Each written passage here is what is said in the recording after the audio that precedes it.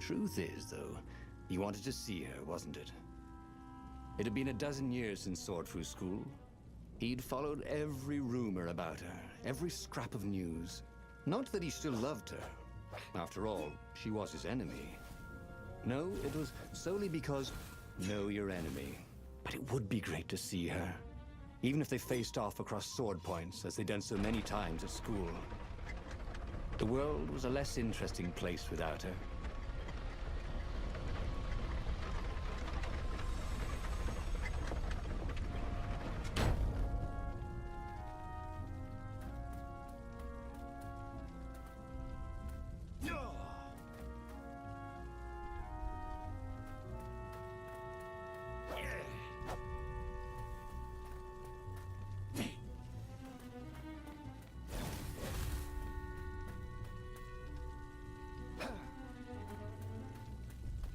You guys ever wonder why the Imperial Ravens are always hiring?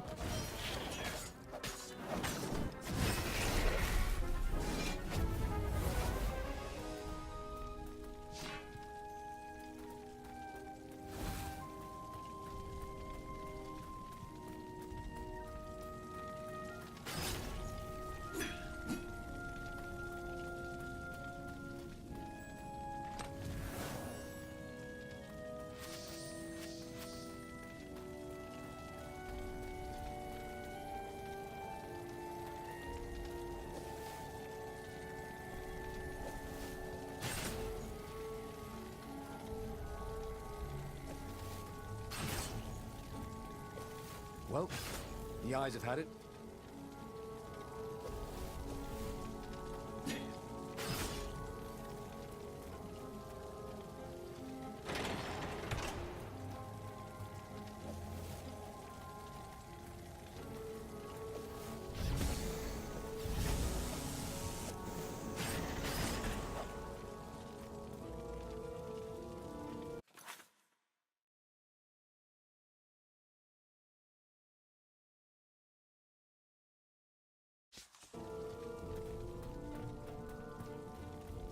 Reynardo wasn't entirely sure how he was going to capture Zenobia.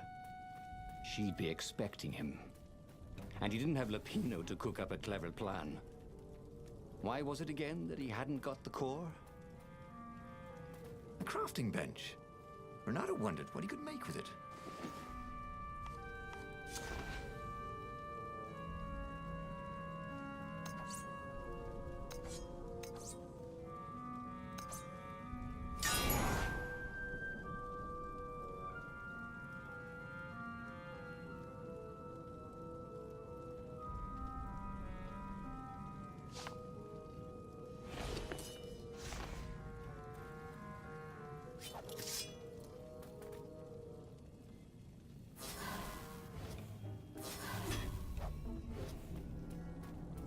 Renato, smash!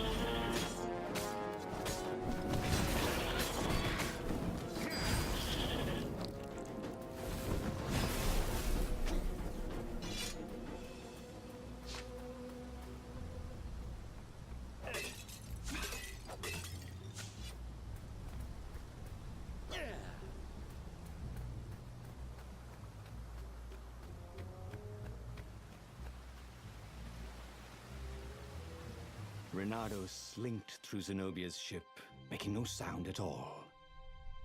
Where were her guards? Finally, he reached her bedroom. She was curled up on her bed, Oh, he'd forgotten how beautiful she was. How sleek. How soft. He tapped her on the shoulder with his sword. She vanished. And he suddenly noticed he couldn't move except his mouth. In fact, Sudi couldn't keep his mouth shut. He told Zenobia everything. Skyripper, the rebellion plans, even where the secret rebel base was, until he was hoarse. It was some kind of truth spell. A talky truth spell. She called her father by Farspeaker Toad and filled His Majesty in. But why didn't he get the core? Croaked the Farspeaker in something like His Majesty's croak. Because I missed you, darling. Renato grinned. He doesn't even know why, frowned Zenobia. That makes no sense. It's a trap, Shouted the Emperor. I'll meet you at the outpost, and I'll bring my interrogators. If Renato came face to face with the Emperor, maybe he could assassinate him. But maybe it would be smarter and safer to turn Zenobia against her father.